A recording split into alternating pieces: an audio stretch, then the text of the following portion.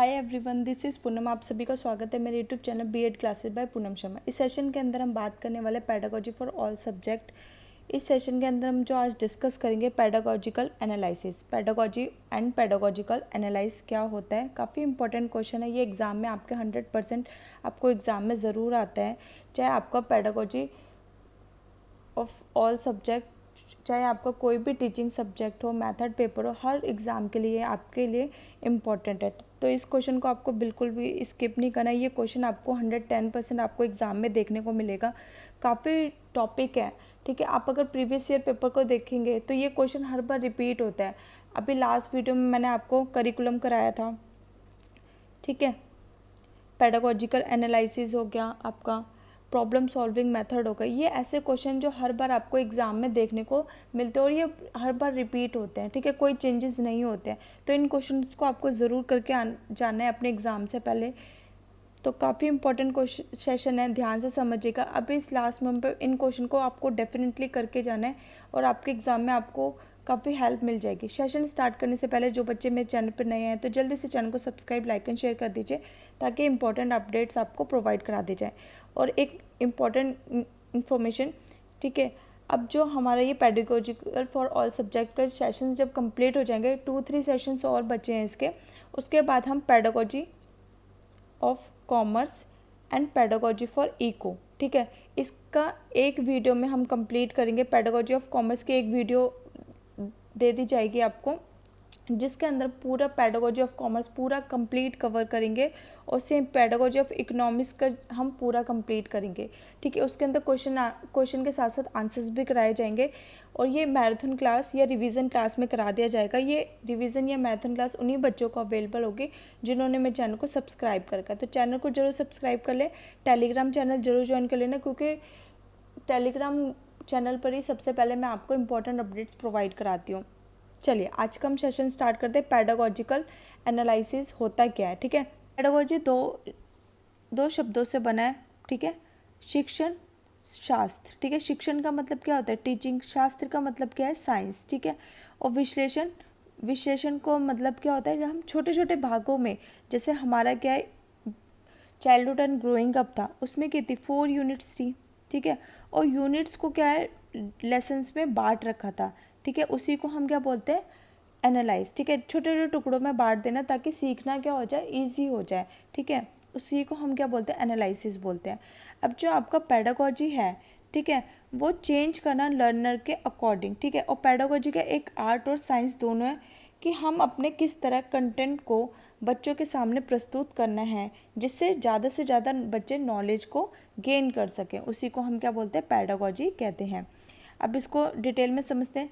शिक्षण शास्त्र का अर्थ है प्रत्येक शिक्षक को अपने विषय के शिक्षण को प्रभावी बनाने के लिए, इसमें परिणाम स्वरूप वांछित परिणाम प्राप्त करने के लिए एक प्रकार के विज्ञान की आवश्यकता पड़ती है, टेक्निक का यूज़ करना पड़ता है, वही क्या है, साइंस है, ठीक है। तो इसी को हम साइंस और पेडागोजी कहते हैं, ठीक है। अब क्या है, हमारे जो इन्वायरमेंट में चेंजेस आ गए हैं, बच्चे, ठीक है, स्मार्ट क्लासेस से, प्रोजेक्टर से, इससे ज़्यादा प्रेफर करते हैं और बच्चे इंटरेस्ट लेके भी इसको सीखते हैं और जल्दी सीख जाते हैं, ठीक है। तो पेडागोजी क्या एक साइंस है जिससे क्या होता है, लर्निंग क्या होती है, प्रभावी ढंग से की जाती है। इस प्रकार हम विज्ञान के सहयोग से अपनी दैनिक जीवन संबंधित दिनचर्या को सहज और आरामदायक एवं प्रगतिवादी बनाते हैं। ठीक उसी प्रकार से एक शिक्षक भी अपने शिक्षण कार्य करते समय यह आशा करता है कि वह भी कम शक्ति और सामर्थ्य का प्रयोग कर अपने शिक्षण को प्रभावशाली बना सके।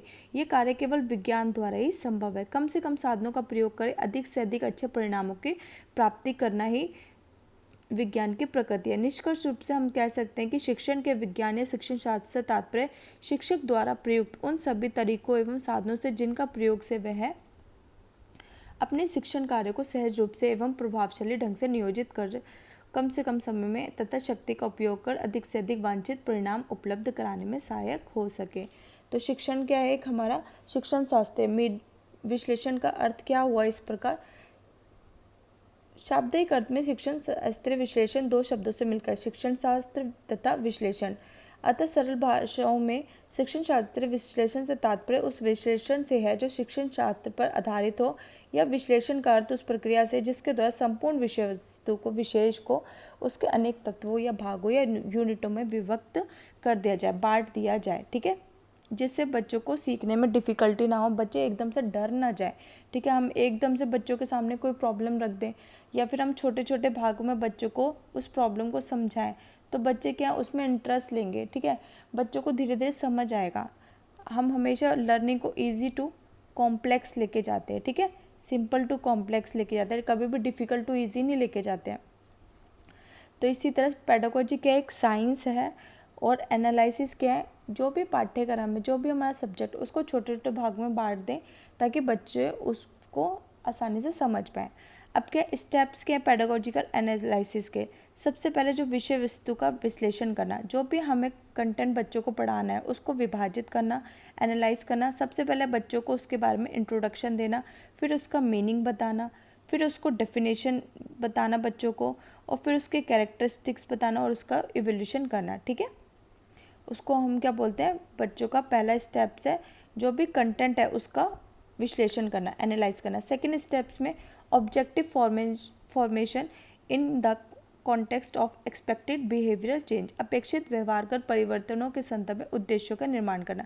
अब हमने कंटेंट का एनालाइज कर लिया कि हमें बच्चों के सामने कैसे चीज़ों को बताना है, ठीक है। उसके बाद जो हम कंटेंट बच्चों को बता रहे हैं उसका उद्देश्य क्या है, ठीक है, उससे बच्चों को क्या पता चलेगा, ठीक है। तो बच्चों को क्या पता चलेगा, समझ कितनी उत्पन्न होगी, समझने में समर्थ है या नहीं, क्या जानकारी प्राप्त होगी, ठीक है। इससे बच्चों में क्या क्या उसके उद्देश्य हैं। अब थर्ड स्टेप्स में आपका आता है narration of teaching method, skill, instruction material and pupil teacher interaction. अब इसमें क्या होगा, थर्ड स्टेप में बच्चों और टीचर की क्या होगा, इंटरेक्शन होगा। टीचर बच्चों को कैसे समझाएगा, कौन से टीचिंग मेथड यूज़ करेगा, कौन से प्रविधि यूज़ करेगा, ठीक है, कौन से TLM यूज़ करेगा जिससे बच्चों को ईजिली समझ आ जाए। या तो चार्ट यूज़ करेगा, स्लाइड यूज़ करेगा, समूट ग्रुप डिस्कशन करेगा, रोल प्लेइंग करेगा, जिससे बच्चों को अच्छे से समझ आए।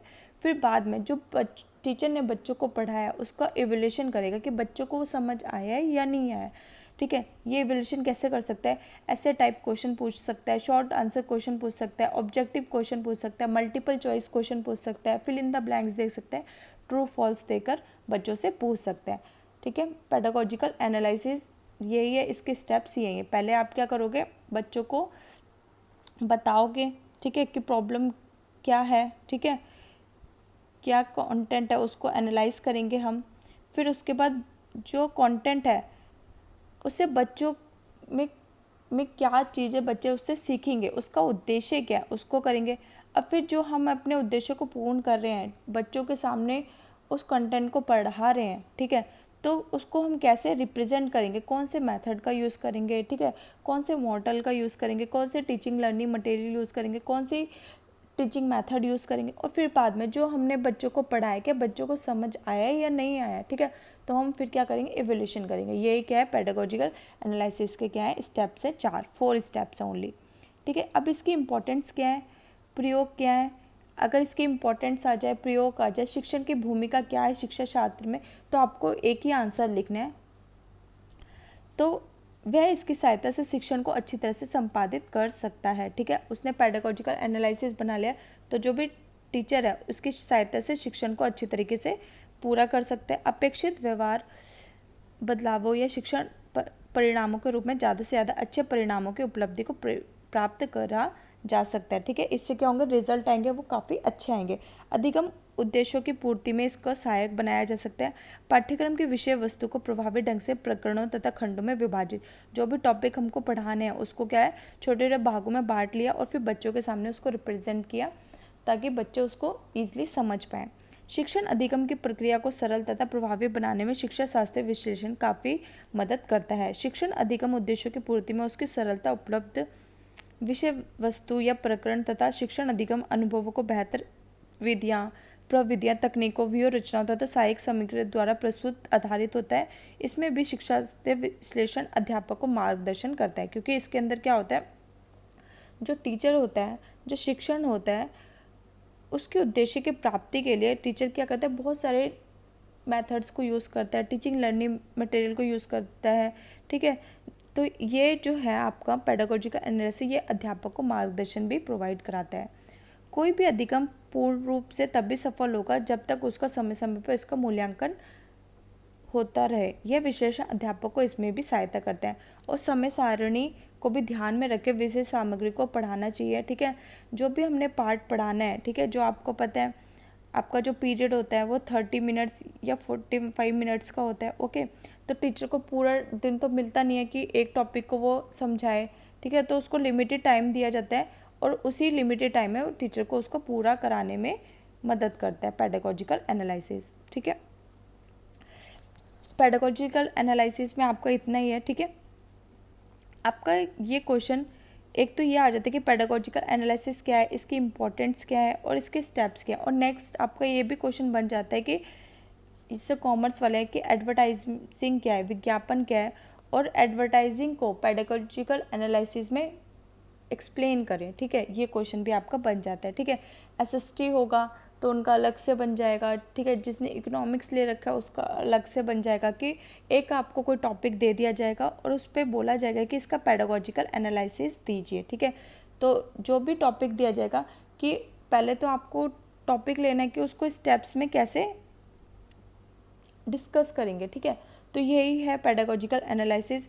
इसका मैं आपको एक पेडागोजिकल एनालिसिस बनाकर भी दिखा दूंगी, ठीक है। जैसे कॉमर्स स्टूडेंट है जो उनका आता है, हर बार एग्जाम में आता है, वो एडवर्टाइजिंग आता है, ठीक है। विज्ञापन क्या है, ठीक है। जिसके पहले तो आप विज्ञापन के बारे में पूरा समझाएंगे कि विज्ञापन क्या होता है, इसका अर्थ बताएंगे, डेफिनेशन बताएंगे, फिर इसके कैरेक्टरिस्टिक्स क्या है, मेरिट्स क्या है, डिमेरिट्स क्या है, फिर पेडागोजिकल एनालिसिस बताएंगे, ठीक है। जैसे आपके जो जो इस 4 स्टेप्स है उनके अंदर आपको विज्ञापन है तो सबसे पहले क्या है, आप कंटेंट एनालाइज करेंगे कि विज्ञापन का अर्थ बताएंगे, विज्ञापन की डेफिनेशन क्या होती है, ठीक है, मेरिट डिमेरिट्स ये सब बताएंगे। फिर उससे बच्चों को क्या क्या सीखने का मिलेगा, ठीक है, बच्चों को उसके बारे में क्या क्या सीखने को मिलेगा, कौन से बच्चों के व्यवहार में चेंजेस आएंगे, वो सेकंड स्टेप में होता है। थर्ड स्टेप में होगा विज्ञापन को समझाने के लिए आप कौन से मेथड, टीचर कौन कौन से मेथड को यूज़ करेगा, ठीक है। फोर्थ उसका क्या होगा, इवोल्यूशन कैसे किया जाएगा, ठीक है, क्वेश्चन पूछ के, मल्टीपल क्वेश्चन पूछ के, लॉन्ग क्वेश्चन पूछ के। तो यही आपको 4 स्टेप्स में करना है, ठीक है। विज्ञापन का मैं आपको बना के दे दूँगी, ठीक है। जो कॉमर्स स्टूडेंट है और इकोनॉमिक्स वालों का भी मैं बना के दे दूँगी, ठीक है। आई होप आपको सेशन पसंद आया होगा। सेशन पसंद आता है तो लाइक, शेयर और सब्सक्राइब जरूर कर लिया कीजिए। आज का सेशन हम यहीं ख़त्म करते हैं। Thanks for watching.